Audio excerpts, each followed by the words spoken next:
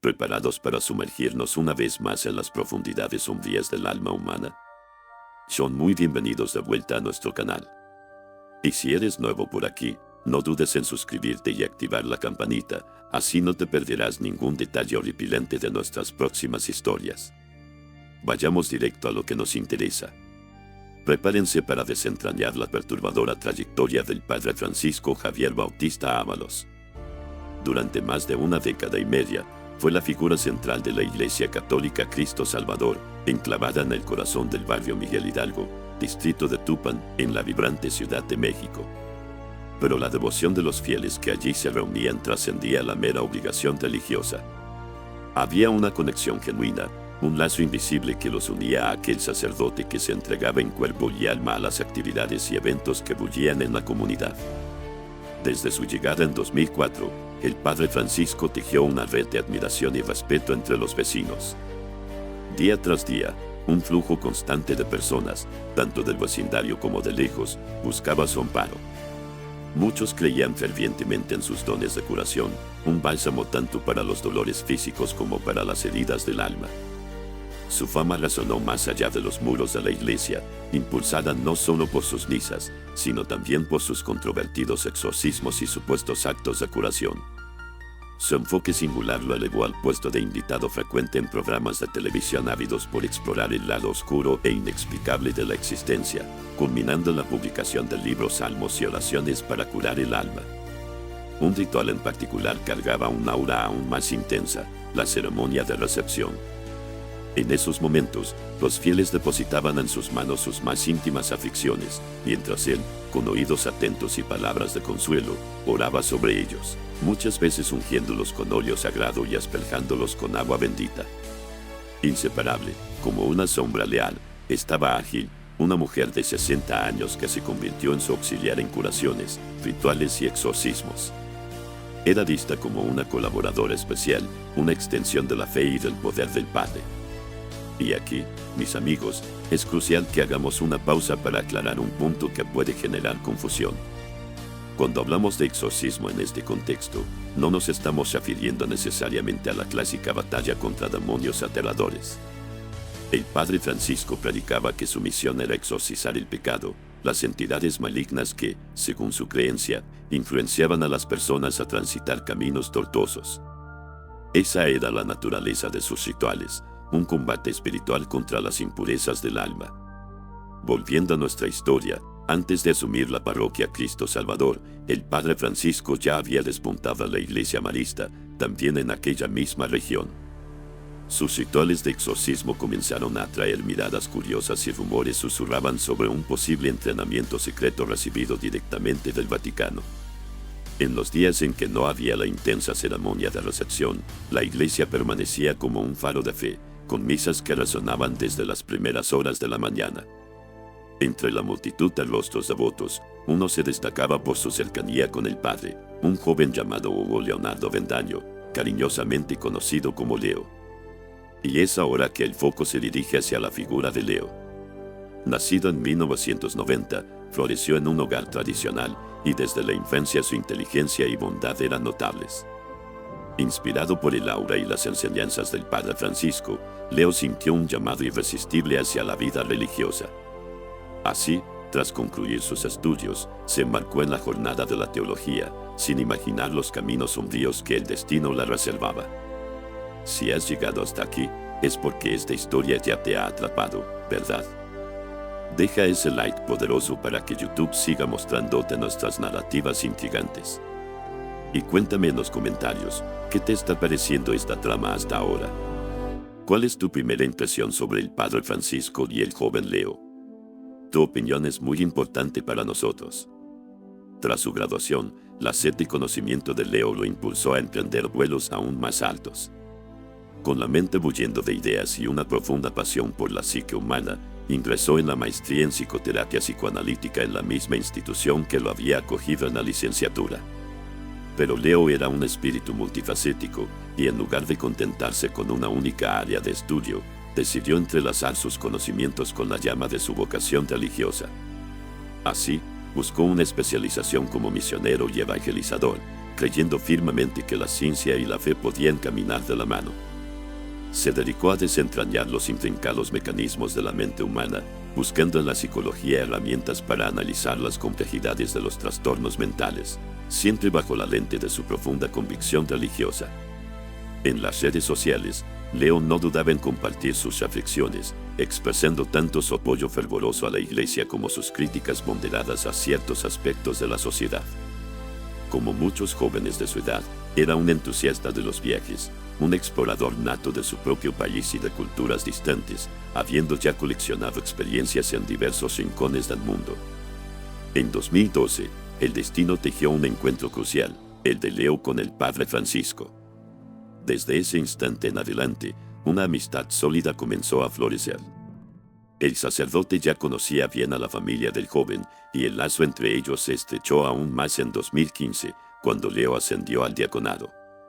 Siempre radiante y dedicado, estaba siempre a disposición para auxiliar al padre y a la comunidad de la parroquia. La relación entre Leo y el Padre Francisco era tan íntima que era común verlos reunidos por la noche, inmersos en discusiones sobre los asuntos de la Iglesia. Algunas de estas conversaciones se extendían hasta altas horas de la madrugada, tejiendo un telón de fondo para los eventos sombríos que estaban por venir. Y es en este punto, mis amigos, que la atmósfera comienza a cargarse de una extraña tensión. El hermano de Leo, un joven llamado Josué, notó el creciente distanciamiento de su hermano. La última vez que Josué tuvo noticias concretas de Leo fue en la fatídica noche del 11 de junio de 2019. El joven diácono vestía pantalones azules, una camisa clara y zapatos negros, listo para otro encuentro con el padre. A la mañana siguiente, 12 de junio, una punzada de preocupación comenzó a inquietar a Josué. Los intentos de contacto con su hermano eran vanos, y el hecho de que Leo no hubiera regresado a casa era un presagio inquietante. La leve aprensión rápidamente se transformó en angustia cuando sonó el teléfono. Del otro lado de la línea, la voz del Padre Francisco informaba que Leo no había asistido a la reunión programada la noche anterior. Inmediatamente, un manto de aprensión envolvió a la familia y al propio Padre Francisco. Leo era conocido por su responsabilidad y jamás faltaría a un compromiso sin avisar. Ante este sombrío panorama, Josué tomó una decisión urgente: acudir a la policía para denunciar la desaparición de su hermano. Fue atendido en una unidad especializada en la búsqueda e investigación de personas desaparecidas. Con la voz quebrada por la emoción, relató que la última vez que vio a Leo, este se dirigía a la Iglesia Católica Cristo Salvador, alrededor de las 19 horas del día anterior. Josué enfatizó que, en ese momento, ni él ni su familia tenían la menor idea de dónde podría estar el joven. Los investigadores recabaron detalles sobre el trayecto habitual de Leo. Josué describió con precisión el camino que su hermano solía recorrer, desde su casa en el barrio Aulo, en Iztapalapa, hasta la avenida Insurgentes, pasando por el eje 3 y el viaducto que lo llevaba hasta la iglesia. Los oficiales pronto se percataron de que aquella región estaba densamente poblada y repleta de establecimientos comerciales, muchos de los cuales poseían cámaras de seguridad. La esperanza de recuperar esas imágenes para rastrear los pasos del diácono desaparecido encendió una chispa en la investigación. Mientras tanto, al otro lado de la ciudad, un equipo de la Secretaría de Seguridad Pública recibía una llamada sobre un coche sospechoso abandonado en el barrio Héroes de 1910, en la calle Eucalipto. Al atender la llamada e inspeccionar un Chevrolet gris, los policías se toparon con una escena horripilante. En el asiento trasero, bajo una manta amarilla, yacía el cuerpo de un joven con una edad estimada entre 25 y 30 años. Sin dudarlo, los investigadores solicitaron la presencia urgente de peritos en medicina forense y criminalística. El escenario estaba montado para el inicio de una investigación que prometía revelar secretos oscuros y verdades chocantes. ¿Y bien, qué te está pareciendo este giro de los acontecimientos? La angustia de la familia es palpable, y el misterio en torno a la desaparición de Leo no hace más que aumentar. Deja tu like si estás tan intrigado como yo y quieres saber qué sucedió a continuación. Y no olvides compartir en los comentarios tus teorías e impresiones sobre esta sombría historia.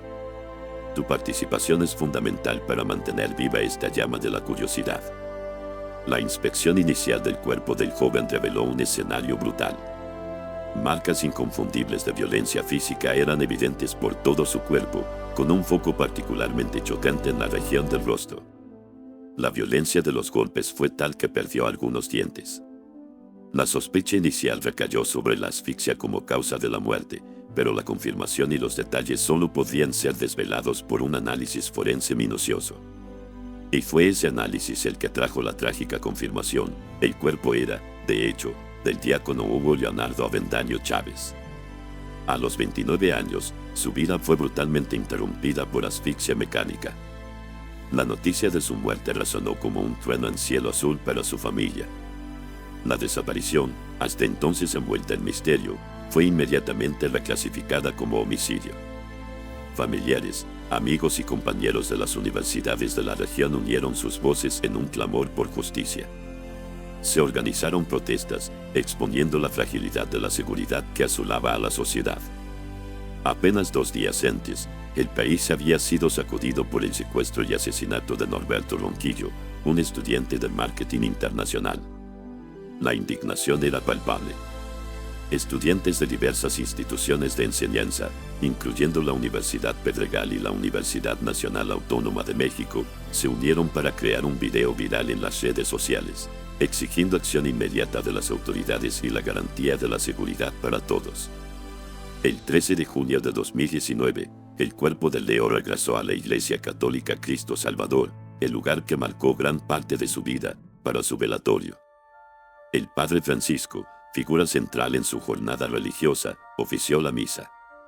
En sus declaraciones a la prensa, expresó la profunda tristeza de la comunidad, lamentando que crímenes como aquel se convirtieran en una rutina cruel, generando angustia constante en padres e hijos.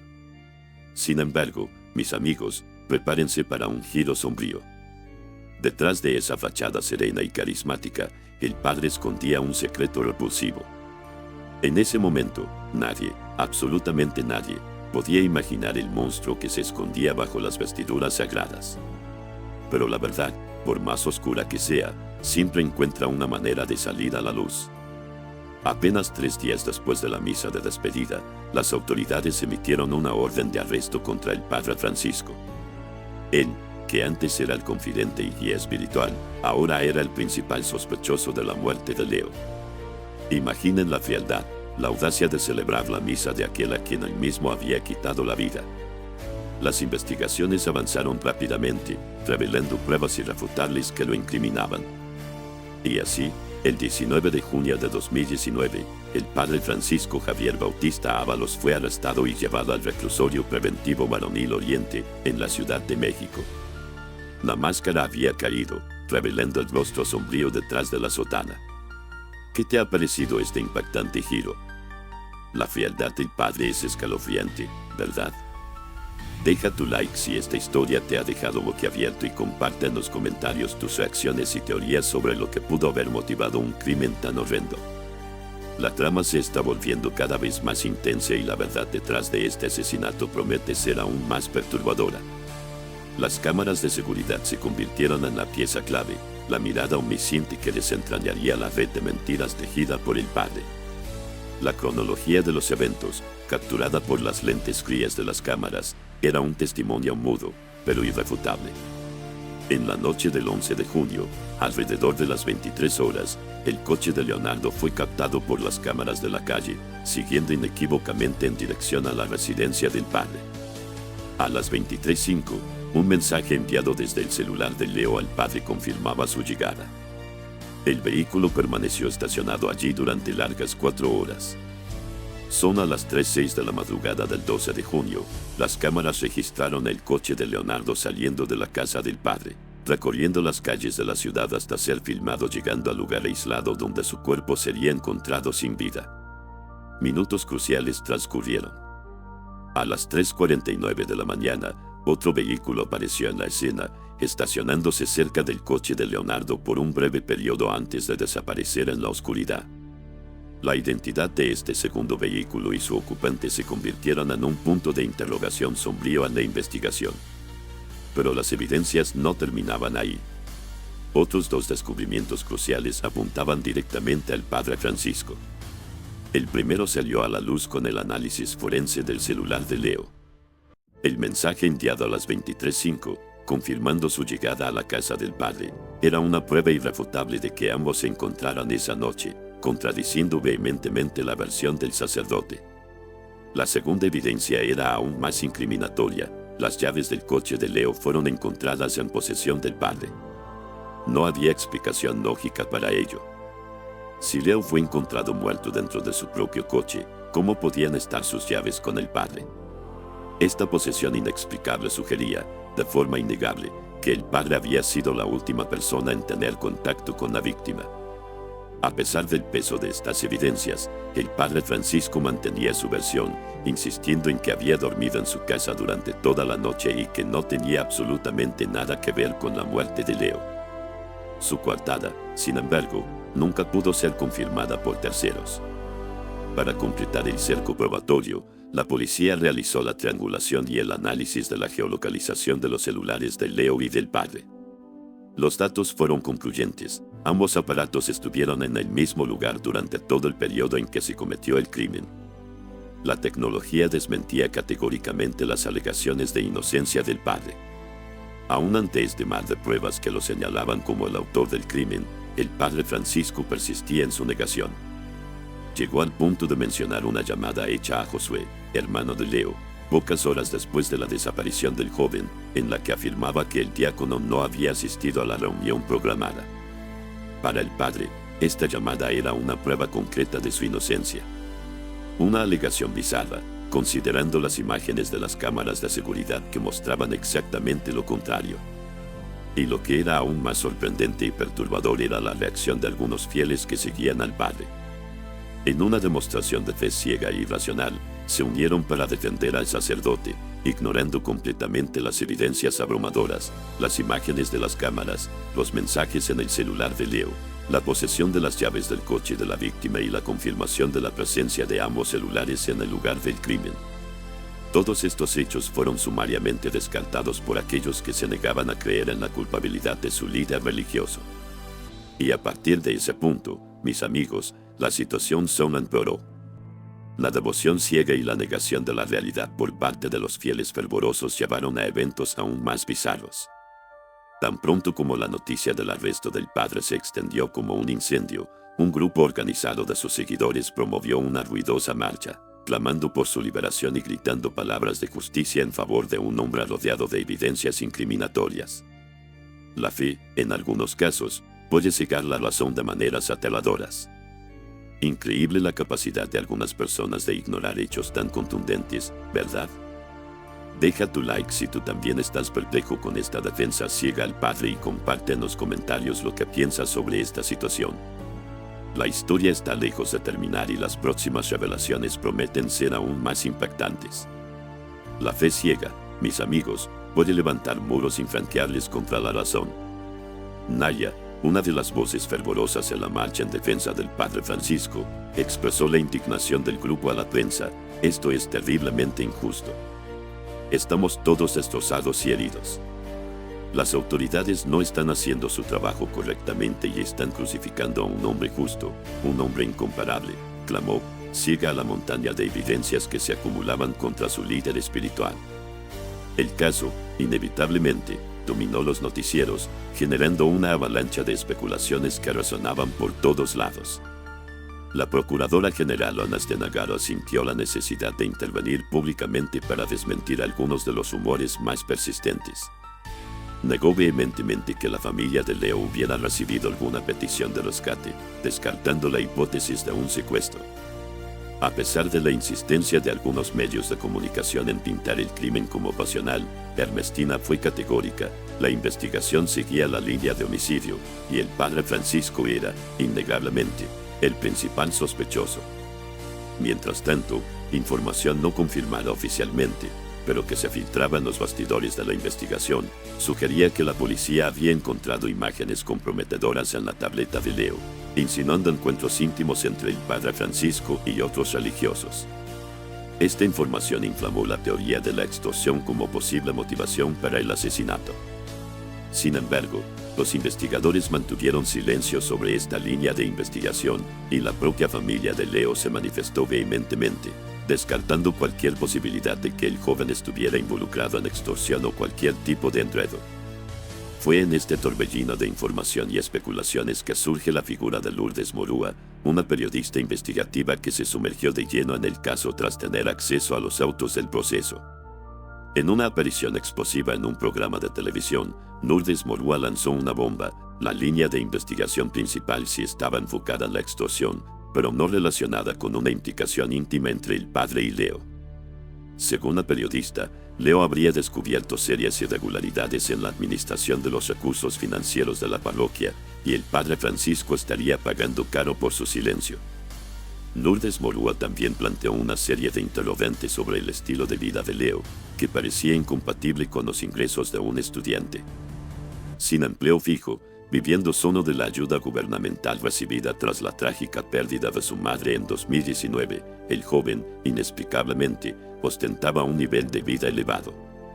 Viajes internacionales frecuentes, incluyendo idas a Miami, un coche de lujo y el reciente alquiler de una casa espaciosa y bien ubicada, cerca de la iglesia, eran indicios de una fuente de ingresos oculta. Curiosamente, Leo ni siquiera llegó a mudarse a esta nueva residencia antes de que su vida fuera brutalmente interrumpida. Este hecho, como veremos más adelante, alimentaría otra teoría intrigante sobre el caso. La periodista reveló además la existencia de diversas transferencias bancarias entre el padre Francisco y Leo, encontradas en el extracto de la cuenta del joven, reforzando la tesis de que el padre estaría siendo chantajeado y que habría silenciado a Leo para poner fin a la extorsión. Aún ante estas revelaciones impactantes, el padre Francisco seguía clamando por su inocencia.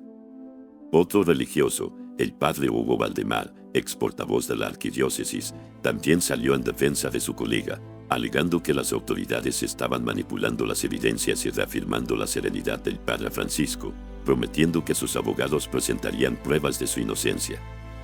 Los abogados defensores, Jorge Cuadra y Jorge Pinuno, no escatimaron esfuerzos para cuestionar la conducción de la investigación. En su opinión, los videos que supuestamente colocaban al padre con la víctima en el lugar del crimen no eran suficientes para incriminarlo, así como la posesión de las llaves del coche de Leo, un punto que la defensa no logró explicar de forma convincente, limitándose a decir que no probaba nada.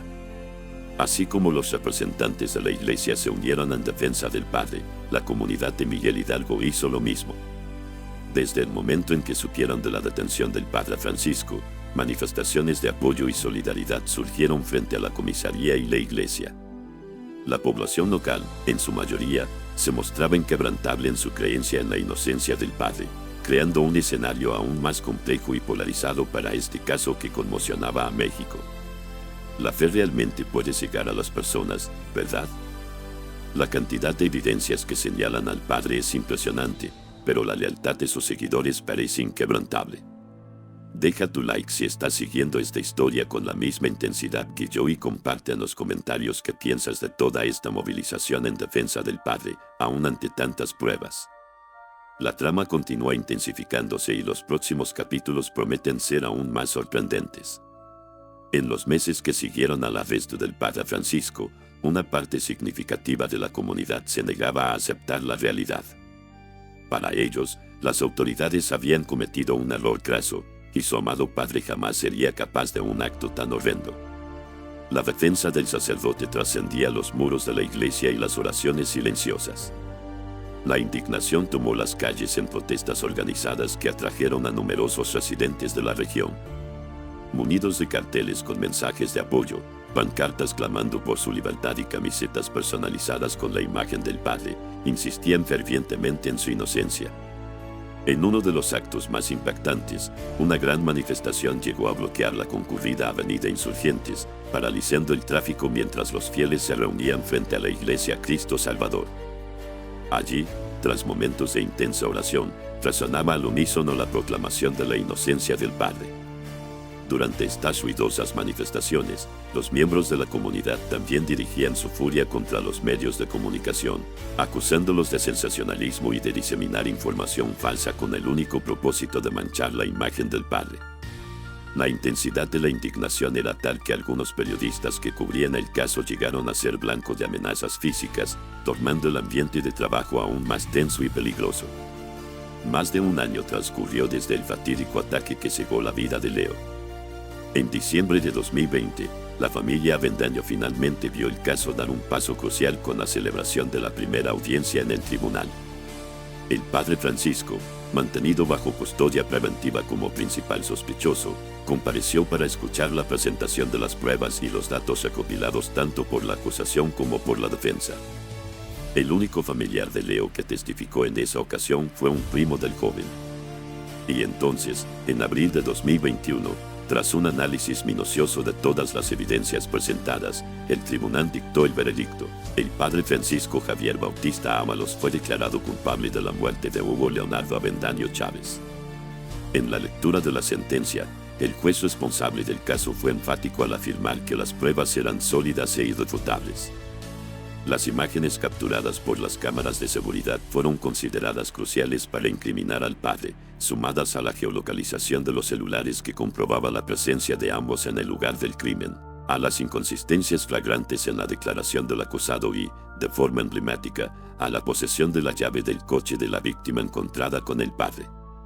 La cronología exacta del ataque, la manera en que Leo fue llevado hasta ese lugar y cómo su vida fue interrumpida, permanecieron envueltas en una niebla de incertidumbre debido al silencio obstinado del padre.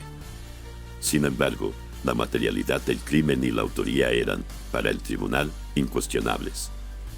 La audiencia de sentencia tuvo lugar el 9 de abril de 2021. El padre Francisco fue condenado a 27 años y 6 meses de prisión. Además de la pena privativa de libertad, se le ordenó pagar una indemnización de 422,000 pesos, el equivalente a unos $25,000, como reparación a los familiares de la víctima. Durante la audiencia, se explicitó que el religioso no tendría derecho a ninguna atenuante, dada la gravedad del crimen y su persistente negativa a confesar. La reacción de los defensores del padre fue inmediata. Sus abogados anunciaron que apelarían la decisión del tribunal, asegurando que poseían argumentos sólidos para probar su inocencia en instancias superiores. El propio padre Francisco utilizó sus redes sociales para comunicar a sus seguidores, informando que pronto tomaría las providencias necesarias para recurrir la sentencia, pidiendo a sus fieles que aguardaran nuevas informaciones. En sus breves mensajes, mantuvo la misma postura que había adoptado desde el inicio, alegando vehementemente que estaba en su habitación en la fatídica noche en que Leo perdió la vida. La batalla judicial estaba lejos de terminar, y la sombra de la duda aún planeaba sobre la mente de aquellos que se negaban a creer en la culpabilidad del padre Francisco. La justicia, aunque tardía, parece haber dado su respuesta. Pero la convicción de los fieles es algo difícil de quebrantar. Deja tu like si has seguido esta saga hasta el final y comparte en los comentarios qué te ha parecido el veredicto y toda esta historia. La fe y la razón pueden ser caminos muy distintos, ¿verdad? Y en casos como este, la búsqueda de la verdad se vuelve aún más compleja.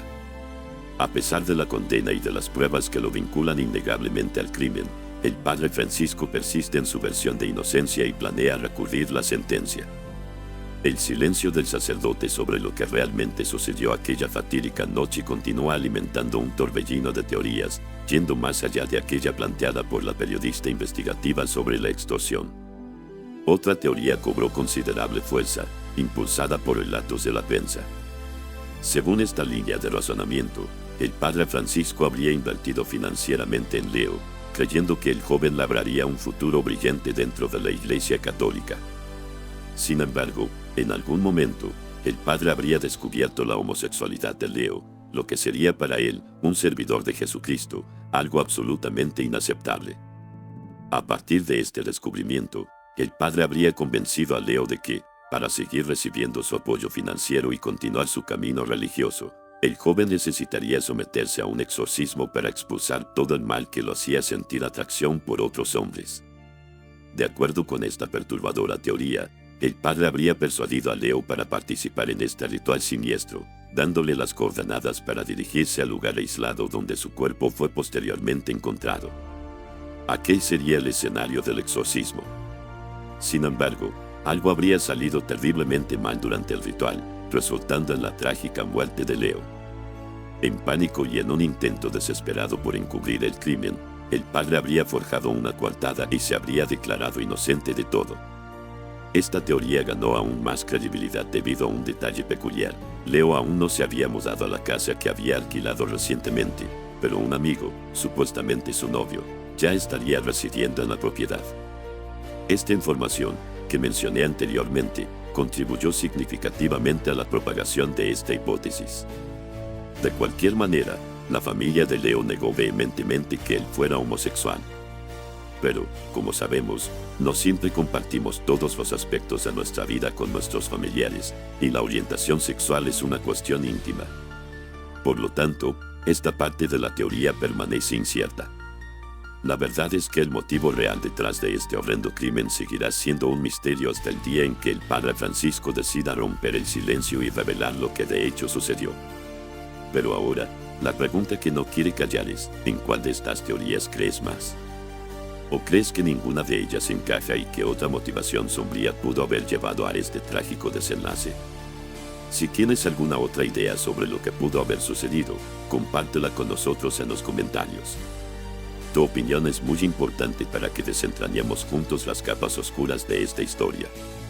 Espero que esta inmersión en las profundidades de esta historia sombría te haya impactado tanto como nos impactó a nosotros al traértela. Cada detalle, cada giro inesperado, fue cuidadosamente tejido para proporcionar una experiencia envolvente e instigante. Desentrañar estos enigmas juntos, explorando los rincones más oscuros de la naturaleza humana, es lo que nos motiva y nos impulsa a continuar. Saber que estás ahí del otro lado, ávido de estas narrativas, es nuestra mayor recompensa. Estamos recorriendo juntos el camino hacia un hito increíble en nuestro canal Historias Criminales. Con cada nuevo suscriptor, nuestra comunidad se fortalece y tú tienes la oportunidad de formar parte de esta jornada desde el inicio. Imagina, en breve, poder decir con orgullo, yo estuve allí cuando todo comenzó. Y cuanto más nos apoyas con tu like, tu comentario y tu suscripción, más historias impactantes y sorprendentes como esta podremos traerte. Ven a formar parte de esta familia que crece cada día. Nuestro objetivo aquí en Historias Criminales es construir una comunidad unida por la pasión por historias reales, un espacio donde la curiosidad y el debate sobre los misterios que nos rodean sean siempre bienvenidos. Y para concretar este sueño, tu participación es fundamental. Cada like que dejas, cada comentario que comparte tus impresiones y teorías, cada suscripción que sella tu apoyo, funciona como un faro, guiando a más personas con los mismos intereses hacia nuestro canal. Tu interacción es el combustible que alimenta nuestro crecimiento, mostrando a YouTube que nuestro contenido es relevante y merece ser descubierto por una audiencia aún mayor. Y lo mejor de todo, serás el primero en ser notificado cuando nuevas historias electrizantes lleguen para atraparte de principio a fin.